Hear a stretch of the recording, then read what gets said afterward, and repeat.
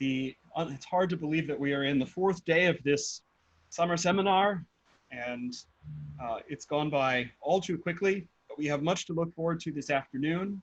First, in this panel on emotional brokenness and healing with two very wise and experienced people to share their insights on this theme. And then we speak in an hour from now, we have emotional contagion in mass society. We once again will welcome back our dear friend Rocco Buttiglione and the Hildebrand Project's own Christopher Haley. But first we turn to this theme of emotional brokenness and healing.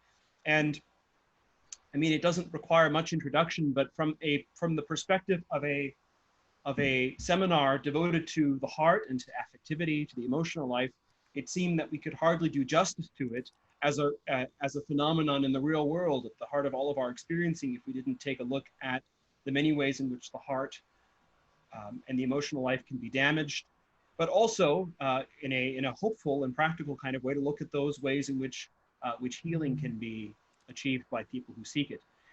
So without further ado, I give you all Derek Jeffries or Anthony Stadlen, whoever of you plans to go first. Derek. Thank you, John Henry. I'm going first today. I'm delighted to be able to present for a second time. On Tuesday, I spoke about solitary confinement and its relationship to the pandemic. And today I want to talk about a possible response to prison inmates, but also to the pandemic. And that is a kind of presence that is loving. And this is the kind of work that I'm currently doing. The Tuesday presentation was more of work that I've done in the past, but today is more about my current work. So I'm looking forward to the conversation. This originates prior to the pandemic. At that time, I was going into a county jail here in Wisconsin several times a month. I would teach inmates in this jail. And part of this experience led me thinking about what it means to love the neighbor. Because when I teach people in a jail, I encounter several kinds of people, lots of kinds of people, but one group of people has been accused of some very serious crimes, and they eventually get convicted of those crimes. Crimes like human trafficking or various kinds of murder. And the other kind of people that I encounter are people suffering from mental illness. Sadly, in the United States, we use our jails to deal with a lot of difficulties with mental illness. The statistics are really staggering. In a male population, we have about 15% of the male population that suffers from serious mental illness, and that's usually defined as paranoid schizophrenia or serious depression or bipolar depression. Among the female population, that's over 30%. It's really a shocking statistic. And so when I teach both of these kinds of people, I really struggle with the question of how to properly respond to them. And one kind of response I want to avoid, one kind of stance I want to avoid, and that is that I'm there as some kind of a savior, or I'm there to repair people, I'm there to rehabilitate people. There's a long history in American criminology of this debate about rehabilitation. I don't, for a lot of reasons, I don't really want to see myself doing that. The other side of this is I don't want to see myself as thinking that the conditions of the people I meet and the crimes that they have committed are morally acceptable, because they're not. And I don't want to present myself as making excuses for people or not trying to find help for people who are suffering from mental illness.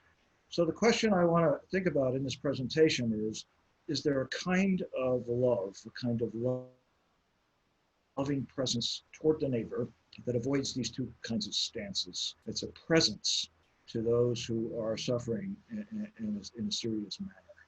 And so I want to talk first about why Dietrich von Hildebrand I think is important for this kind of project. And second, I want to focus particularly on a concept from his book, The Nature of Love, and that is the credit of love. This is mentioned once in the presentations this week, and it's a really beautiful concept. And it really helped me think about how I can respond to people in our jails and prisons.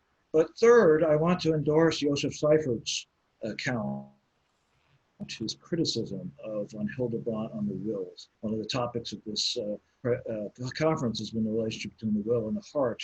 And I've been reading a lot of Joseph Seiffert's work, and I've come to admire it. And I want to endorse his view, because I think his idea of the will can really help us to think about how to respond to people who are troubled. And finally, I want to suggest that what I'm offering here, it doesn't just apply to people in prisons, that it's something we can learn from in the broader society. So Dietrich von Hildebrand, the book that I really spent a great deal of time on is The Nature of Love. I taught this to some undergraduates about a year ago. It was very well received, and I teach at a state university, and the students really like this book. But it's a tough book, and I spent a lot of time in the last, let's say, 6 months or so, 8 months, just really working through this book. And as many of you know, he defines love as an affective response. And so we're really talking about the heart here. Love is an affective response. Now what he tries to do is define the essential features of any kind of love. That love aims at the union of persons. It aims at the benevolence and a series of other features of love. And each chapter of that book is devoted to one of those features. It's really quite remarkable to look in great detail in each of these features. So I think it's a really extraordinary book. And there's one part of this book, chapter 2, that talks about the gift of love. One of the things I like about this book is that John Crosby and John Henry Crosby provide really interesting footnotes. Why did they translate Eigenleben in a certain way? And here they have a footnote about the word Gabe.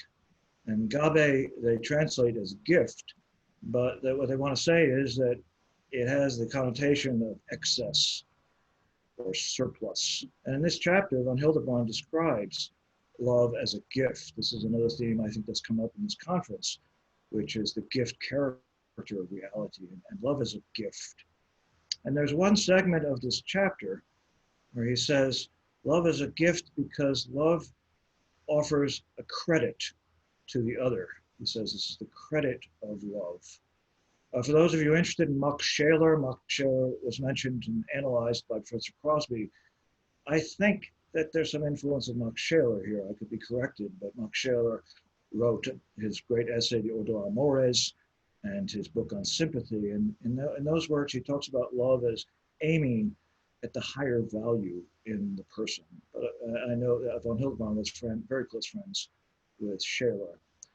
And what von Hildebrand says here, he says that when you love somebody, you don't idealize them.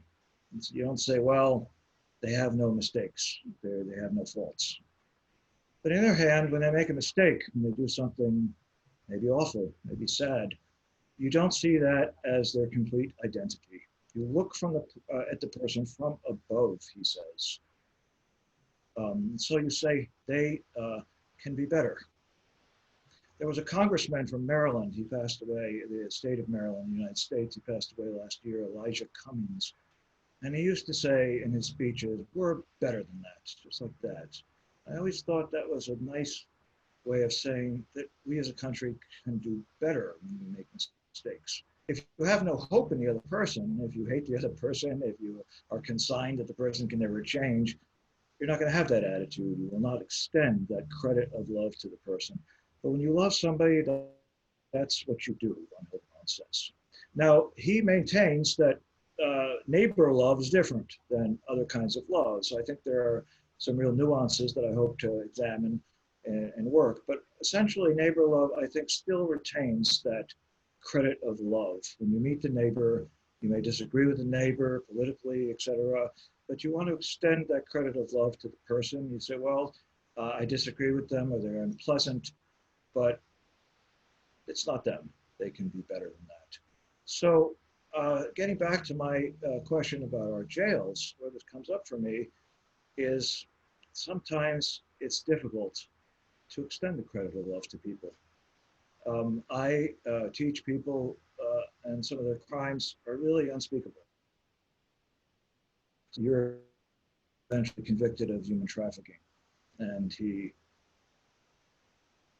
had all these women in Wisconsin, and he got 25 years, he went off to prison. But I taught this gentleman, he told me about his crimes, and it was difficult for me. to extend that credit of love to him.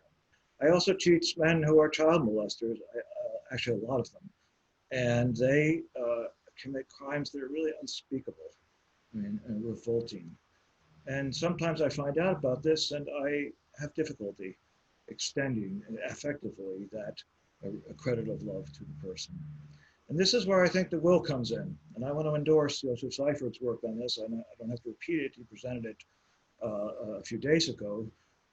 His critique of von Hildebrand, that what we need is the will. And the will does more than simply relate to unrealizable states of affairs and states of affairs that I can realize. Seifert presents this in a 2017 article. I just parenthetically want to recommend some of his other articles. For the last decade, he seems to have investigated free will in remarkable detail. He has engagements with neuroscience. There's a fantastic article called Persons and Causes, Beyond Aristotle, where he really looks at the kind of personal causality. So I don't want to rehearse all that because he presented it to us, but I think this is very helpful in thinking about how to extend the credit of love. Seifert has a phrase, in periods of affective dryness, that's when the will becomes really important, in periods of affective dryness. And so for me, that's when the will comes in. I have to try to love someone made in the image of God, despite the fact that he has committed something that is really unspeakable. I have to believe that he can become better. Maybe he won't be released from prison. A lot of the men I teach will not be released from prison, but that they can somehow find something positive and somehow find something in themselves. And we've also talked about in this conference prayer. And for me, the will and prayer go hand in hand. I spend time praying to try to have that affective response to these people. And so what this enables me to do is to find this kind of presence. I'm not going to demand that you change, and I'm not there because I know better, and I'm going to make you a better person. That's not what I'm interested in doing. I'm not going to also overlook what you've done. I'm not going to idealize you, as von Hildebrand says. So this has helped me to come up with this way of being present to people that maybe are rather unpleasant. I want to just say a word about those who suffer from mental illness. Sometimes this can be difficult as well. It's difficult to talk about. The people suffering from paranoid schizophrenia or other diseases can do things that are just different and sometimes unpleasant. And you really have to try to overcome that. You have to will. Sometimes disgusting hygienic practices, for example, some people I teach, let's just do things that are really difficult. And I have to will and pray that I'm going to try to overlook that and that they can somehow be a better person. So I want to end here by saying that one of the things I've learned in my decade of teaching in prisons and jails is that the things that I learn in these institutions, we're very separated from these institutions, but the things that I've learned in these institutions, I try to apply outside of the institution. There are a lot of troubled people who are not incarcerated, a lot of damaged people who are not incarcerated. We can even apply this to our own families. And in these situations, we have periods of affective dryness. We have difficulty feeling the heart, feeling a certain way toward these people. And we can then exercise the kind of willing that Seifert discusses in his many articles on that particular topic. So I want to turn things over to Anthony. One of the nice things about Zoom, I'm pretty helpless when it comes to technology, but we did have a Zoom conversation, and I really enjoyed talking with you and learning about your work, and I'm excited to hear what you have to say. Thank you very much. Can you hear me? I can hear you, yes. Right. I really feel I've left with very little to say after what you have said. I mean, all of it is very impressive and moving and authentic. Really, what is left for me to say? I don't know.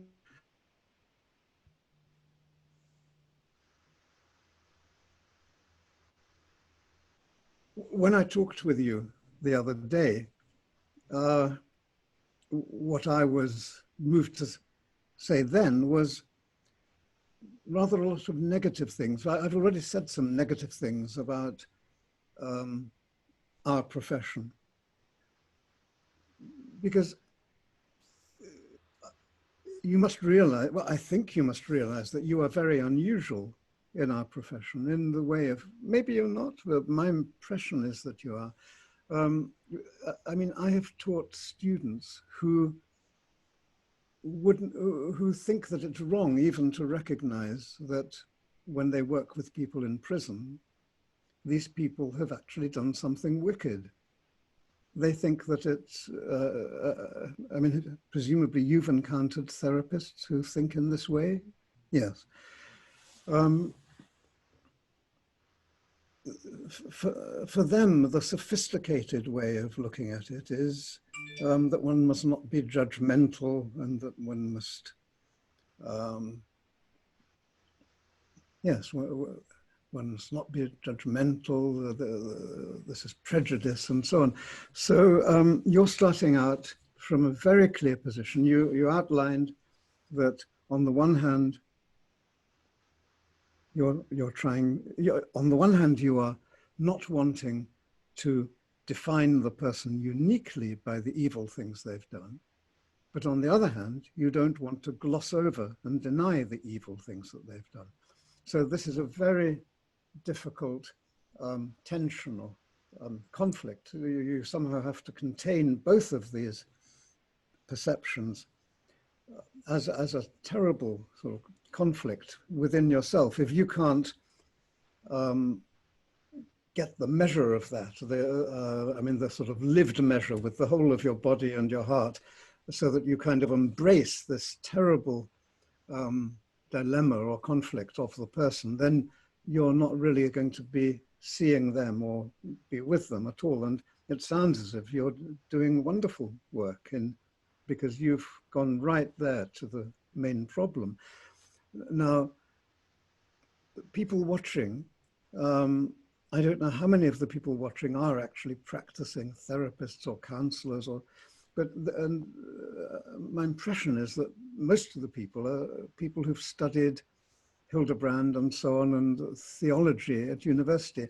And so maybe it would be good if I am a bit negative with a positive aim, because people may simply not realize just how degenerate so much of the so-called helping professions are. I said this the other day, but I think it needs saying repeatedly, because not many people will say this.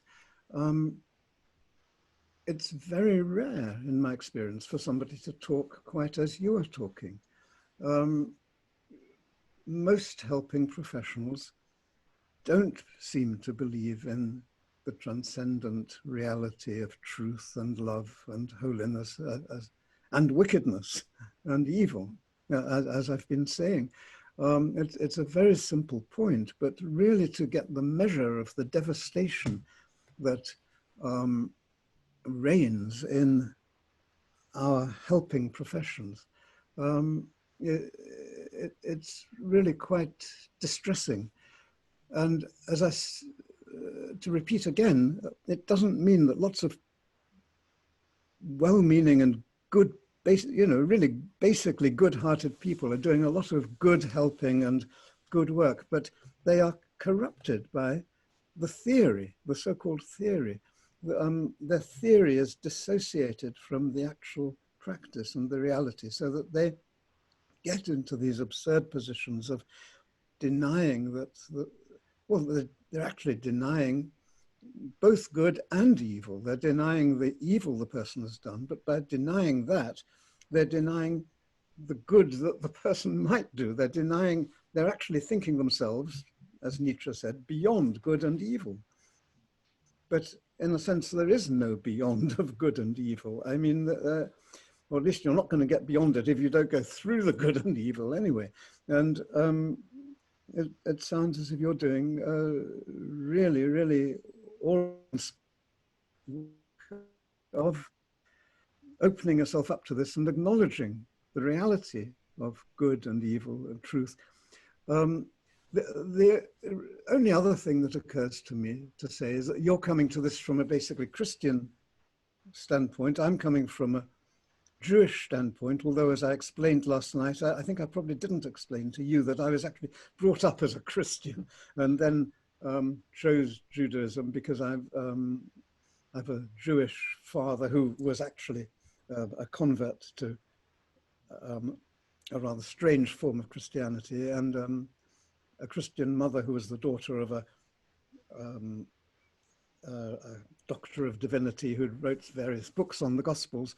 But eventually I chose Judaism as it seemed more, to make more immediate sense to me. And there's a slight difference, but from the way you're talking, it's very, very slight in the way one thinks about loving one's neighbor. I mean, some Christians, and as a matter of fact, Freud himself, I'm talking as if Freud was a Christian, which is absurd because he was Jewish, but in some ways, his understanding of love your neighbor as yourself is like a sort of parody of a Christian understanding. It may seem very strange to say this because there's a lot of writing about Freud as a sort of secret Jewish mystic who knows all about Talmud and Kabbalah and so on. There's a great movement to claim Freud for Judaism, a great son of Judaism. And a lot of it is just conceit and nonsense, in my opinion, because, I mean, whenever Freud, in my opinion, displays ignorance of the Jewish tradition, this is, people say, yes, but this was because he was dissembling. He knew all about the Talmud and all about the Kabbalah and so on. But the fact is, he doesn't know. He displays that he doesn't know some very simple things, like he doesn't know. He gets very excited about Moses going up to get the 10 commandments, or the 10 utterances, as we call them in Judaism. And he goes to great lengths to interpret what Michelangelo means by the exact position he shows Moses holding the tablets in, and he thinks that Moses was about to smash them, but then Michelangelo shows him as transcending the anger that is shown in the Torah, and he's actually not going to smash them. He's holding them back. Well, this is all nonsense because Freud has muddled up which of the two ascents of the mountain Moses is making. And it must be the second ascent because Moses has got horns. And these horns, the Hebrew word is keren. It means his face is beaming with ecstasy because he has been sitting in a ledge in the rocks and he has seen, God has allowed him to see his wake, as it were. He won't allow him to see his face, but he'll allow him to see his afterwardsness as he goes past. And Moses is in a state of ecstasy and awe, and he's holding the tablets, which God hasn't yet written on. And Freud is so blinded by his belief, or his so-called empathizing with Moses, and imagining that Moses is like him, Freud, angry at Jung and Adler worshipping around the golden calf, that Freud even talks about the 10 commandments which are written on the tablets. When anyone seeing the sculpture or seeing a picture of the sculpture can see that there are actually no words written yet on the tablets. So Freud is kind of blinded by his so-called empathizing with Moses, which is done by sitting for hours and hours, day after day, for weeks, meditating on the statue of Moses. And he hasn't seen the most elementary thing about it, which is that it's the second ascent, not the first. And another example of Freud's absurdity about Judaism is that he is what you've been talking about, Brand was talking about, which is neighbor love, love of the neighbor. Freud in Civilization and Its Discontents says that the task of the sort of anthropologist, the student of civilization, is similar to the task of the psychoanalyst, which is to relieve the patient from the oppressive superego. And this commandment, love your neighbor as yourself, lies like a dead weight on mankind, crippling mankind with the idea that they must love their neighbor. And Freud says this command is older than Christianity. He doesn't say he doesn't mention that it was the Jews who produced it in Leviticus. But anyway, he knows it's older than Christianity, but he says Christianity claims it as its most important principle. And, but he says, but let's consider it, as it were, naively. Look at my neighbor, you know, he's rubbish. Why should I love him? My neighbor is only worthy of my love if he is sufficiently like me to love myself in him. Now, this is not a young man sort of speaking to épater les bourgeois. This is Freud, world famous, at the height of his fame. He's already an old man writing a book, Civilization and Its Discontents. And this is his considered opinion about love your neighbor as yourself. It's crazy, it's oppressive, because there's only point in loving your neighbor if he is sufficiently like you to love yourself in him. So in other words, for Freud, love is, it's there in black and white. Love is applied narcissism. This is utterly radically different from what Hildebrand is talking about and what you're talking about and what I'm talking about. But this is basically the assumption of countless health professionals, so-called, people working with so-called mental health. This was not the position of Thomas Saz, whom we both admire, even though Saz called himself an out-and-out atheist. But Saz was, I said once to Saz, I find your atheism deeply religious. And he said, yes, that's how I think of it too. And he was much closer to the way that you and I think, even though we both think about God and love and truth and so on. He understood psychotherapy as a religious enterprise, even though he wouldn't accept God. He thought of God in a rather reified sort of way, and that just didn't make sense to him. But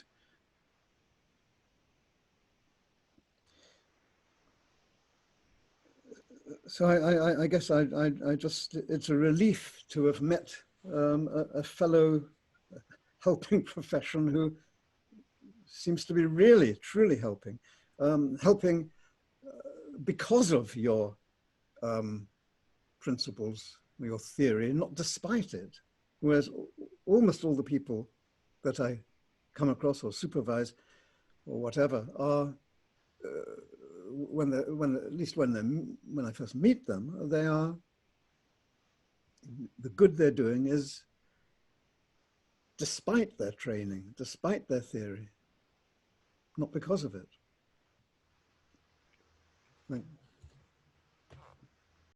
Thank you, Anthony. Before we go to some of the interesting questions that have been submitted, Derek, do you want to offer any immediate comments, or should we go right to the questions?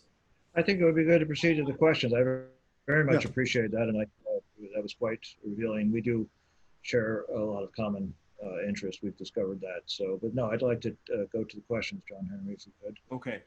Well, so these are really, I think, for the most part, addressed to both of you, and I will pose the question to one of you individually if it's raised that way. But you all should both feel free to jump in here. So here's an interesting question raised by one of our attendees about the problem of moral injury. So I'm just going to read. Can seen moral injury play out in their work? Can moral injury be overcome? What does it look like when moral injury is overcome? By moral injury, I'm referring to the situation where a person has been hurt in such a way by another that their will is hindered from its full array of choices. I would imagine, Derek, that you in particular, in dealing with the sort of people that you're at the service of, find that despite their often horrendous crimes, they've endured horrendous things as well. So maybe there is something like moral injury at work there. But in any case, if you and also Anthony, if you'd like to comment on the moral injury question, that would be great. I'll go ahead. No, go ahead. One of the ways to deal with moral injury in American criminal justice is this practice of restorative justice. It's controversial. It has some features that are controversial, but restorative justice does try to address the moral injury the offender experiences, but what he has done to the victim and also to the community. And so restorative justice has become a popular practice, and I participated in our prison, where you have people sitting around, the offenders sitting around listening to people who have been victimized and responding to that. And it's a very powerful practice. It also takes the form of, if possible, meeting with the victims. This is very difficult and has to be carefully done, and sometimes victims don't want to meet with their offenders. I would recommend a program on the 60 Minutes, CBS 60 Minutes, it's about 6 months ago, on restorative justice, that featured some inmates from our prison. It featured a gentleman that I worshiped with in chapel for, I would say, 7 or 8 years, who really moved me because he's not being released. He committed a really horrific crime. And for many years, he could not acknowledge that he had done this. He made excuses, and I was on drugs, X, Y, or Z. But through this restorative justice, he was finally able to say, yes, I'm sorry, and this is something I need to pray about, and this is something I need to do. And so I think restorative justice, again, it's not uncontroversial. We could spend a lot of time talking about it. But I think this is a very powerful way of dealing with moral injury. I think simply warehousing people in a prison isn't the best way to deal with that. And many times people long for they want to try to address the injury that they have caused, and they're not able to. And so I would like to see more of this kind of restorative justice practice in our criminal justice system. Yes, Anthony, would you like to say something? I agree with that completely, yes. Though restorative justice and moral injury, they're not quite the same question, are they? I mean, moral injury, as I understand it from how you defined it, I'm not really familiar with the concept, to tell you the truth. It sounded as if it's an injury that limits the future freedom of the victim. Is that correct? What does moral injury actually mean? Well, Yes. we'd have to ask the person who posed the question, but I would see it as, I think your freedom is, as a victim, I think your freedom is often limited by the injury that you have received, your incapacity to function in society, your incapacity, maybe your own anger, maybe your own incapacity to forgive. And the point of restorative justice is to try to help the victim come to some change in her, and all of that stuff. By meeting the offender, maybe telling the offender, you really hurt me, you destroyed my family, and why did you do that, and find out details, etc. So I would include moral injury in a very broad sense, that if the person is, when you're victimized by crime, I have been victimized by crime, it really damages you. You can really be limited in important ways, and this is an attempt to try to alter that situation. Yeah, it's just not really quite clear to me what's the difference between injuring somebody and morally injuring them. I mean, to injure somebody is a moral wrong anyway. So I don't quite understand what's the difference between an injury and a moral injury. Well, right. I don't want to speak for our questioner, but I think the idea is that the injury is such that it places limits on the victims to be free. So for example, someone who has been victimized, maybe they've been sexually abused, and then their tendencies to go back into abusive situations because of that whole experience. There would be some kind of limit on their full freedom. How does one help healing someone who's been wounded in that particular way?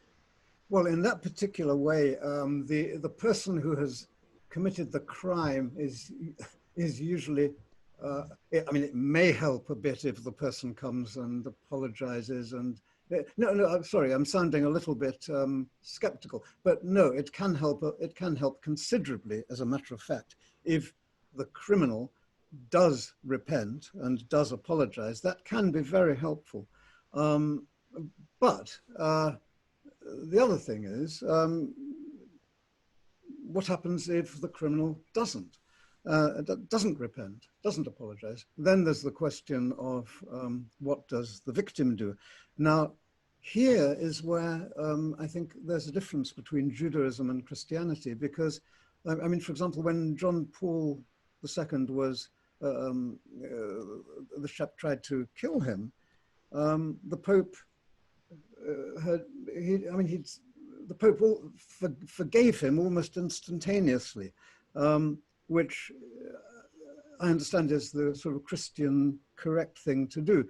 But in Judaism, it would be wrong to do that, because it doesn't respect the freedom of the other person sufficiently. And the other person may not think that he's done anything wrong. So to forgive him is, in a sense, patronizing. No, on the other hand, clearly it's wrong for the victim eating.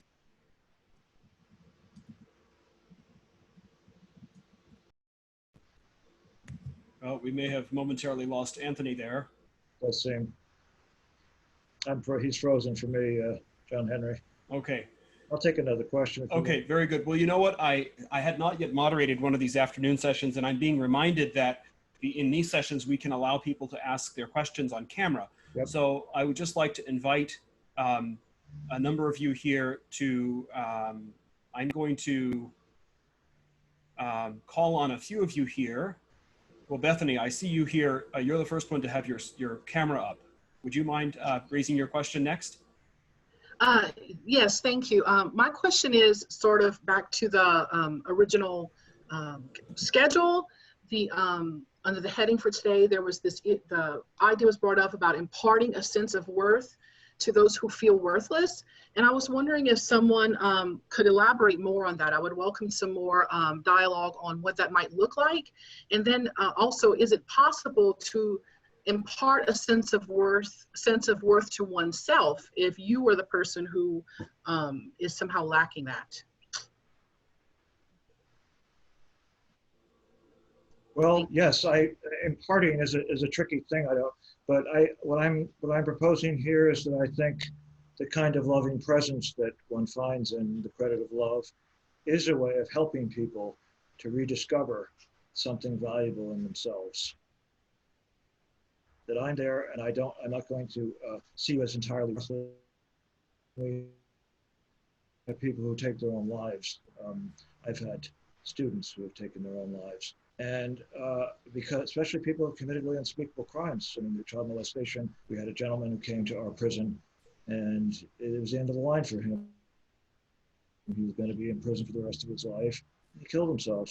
And I, as a personalist, as somebody who cares about the Imago Dei and the other, wants to at least prevent somebody from doing that. So imparting is a very, I'm not Christ, I'm not anything like that, but I believe the presence of another person who says, you can find something positive in yourself is very helpful to those people. And I think when they do that, when they have to recognize the crimes, they do have to repent of that. And when they do that, they find something positive in their own narrative. I just wrote an article with the help of Professor Crosby about this, about the positive narrative in one's life. If they're able to find that kind of positive narrative, then that is helpful to them. So those are the ways in which I think one can be helpful to somebody who feels worthless.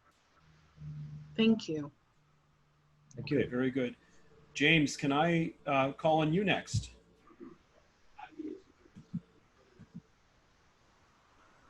Yeah, Okay, sorry. there you are. Just Oh. unmuted, yeah. Hello again. So my question is about, so like I know Carl Rogers. I did a clinical pastoral education at a hospital in formation. And I know the theory of Carl Rogers is very problematic, very relativistic, and at the same time, the method he gives in something like unconditional positive regard has like a really deep, it can have a deep impact on people as you're listening in there with them, as you kind of take yourself out of the situation. And I was wondering, like, is it worth general suspicion of all theory to like lose some of those more practical methods, if that makes sense? Let me ask Anthony to take that, please. Sorry, I've reappeared in another incarnation on my wife's laptop. Greetings. This is Naomi, my wife. Hello, Naomi. Hi. No, there's my criticisms of the psychotherapy theory. I stand by them all, but there's obviously a lot of good in there as well. I mean, Carl Rogers is basically a decent chap who he loved Kierkegaard. He was very open-minded. I'm sure he's done a great deal of good. I mean, just to repeat, the people that I'm criticizing, the theories I'm criticizing, the people who use them often do a great deal of good, but they could do better if they were thinking more clearly, if they had people like Hildebrand to guide them. I don't know whether that answers your question. Yeah, it does, yeah.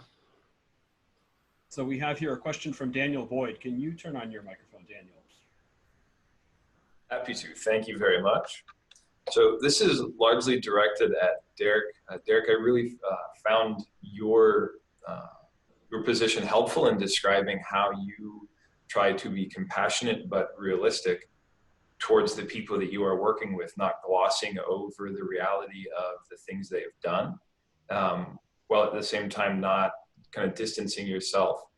The scripture verse that comes to mind, it's both in Mark 2 and in, I think, Luke 5. Those who are healthy have no need of a physician, but those who are sick. And I know I find in myself a tendency to categorize sins, some of them as kind of arch sins. Well, I don't do those. And when we are in the presence of other people who are kind of in that other category, those arch sinners, it's almost as if we feel the need to address those sins. And then there's more quotidian things that we say, I can ignore this and I can have a normal conversation with you. And so it strikes me that we have these categories in our minds that allow us to hold some moral superiority. And in layman's terms, what you're describing feels to me as if you're saying, let's all recognize our sinfulness and imperfection before God.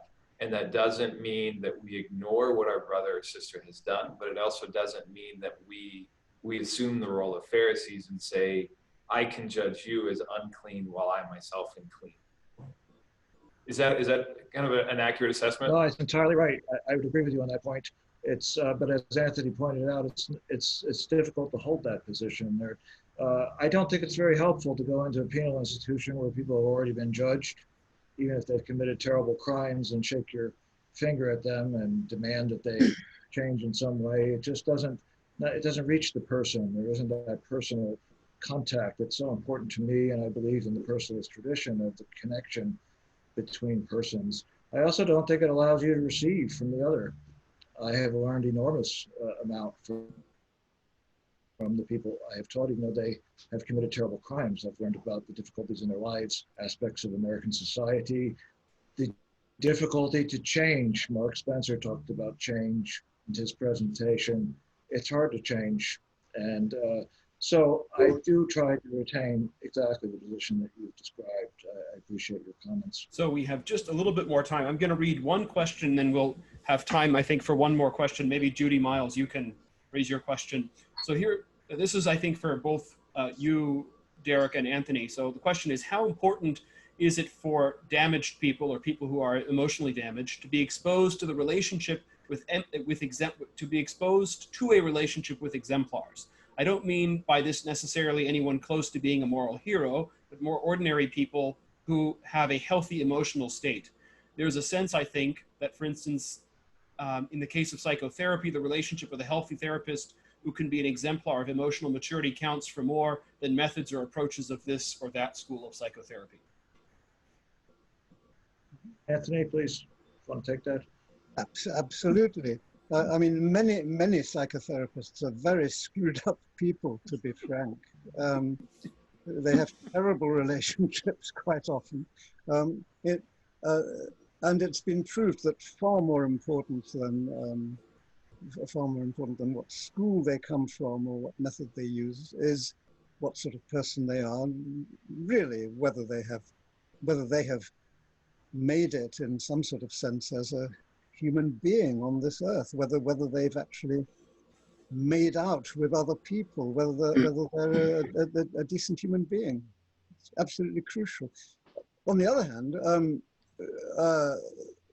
the question of whether this is absolutely necessary for somebody who is in a terrible state to meet such a person, I certainly wouldn't like to say that is necessary. I mean, people have done the most amazing things without having met anybody decent. People have hung on to their own integrity and decency and recognition of truth and so on, despite the most horrific things that have happened to them. There's no determinism in this. There really is free will. People do the most amazing things. Thank you, Anthony. Well, in the interest of time, let's maybe answer one or two more very briefly. Judy, would you like to raise yours? I would love to, thank you, and I'll be very brief. Anthony, you've talked about how these, so many therapists don't believe in truth, goodness, holiness, or even evil. Yeah. What is the best, do you think there's any philosophical therapy for them? How to get them unscrewed up? If they read von Hildebrand, would they be helped? Or what do you think? Is there any hope for them? Well, my wife, who's sitting beside me, has actually taught von Hildebrand. Oh, great. And she finds that, can she answer for me? Because please. No. Okay. Okay. She's taught him, and the students the trainees get very impatient with him because he's Catholic and Christian and so on. They don't want to know anything about that.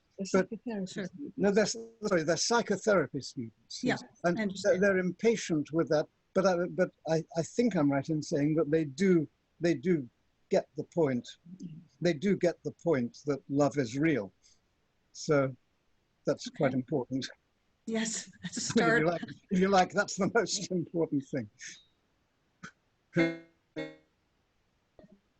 Good, like Nomi, to be teaching this. I mean, how many people?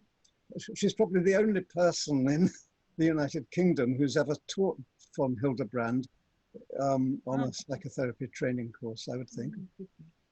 I've taught him in one or two seminars myself. I think we're probably the only two people who've ever taught him in the United Kingdom.